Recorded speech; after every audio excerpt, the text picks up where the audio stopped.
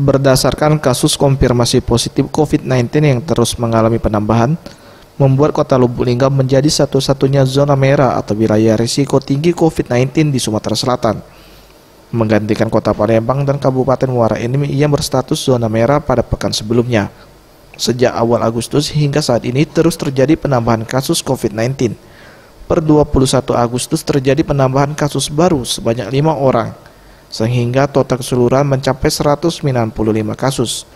Sedangkan untuk kasus sembuh ada penambahan sebanyak 13 orang dan total pasien sembuh 144 orang dan kasus COVID-19 yang meninggal sebanyak 3 orang. Menyatakan dia ada keluhan dan sebagainya, apalagi dia berat, maka kita akan jemput dirawat di rumah sakit yang ada di Kota Lubuk Linggau.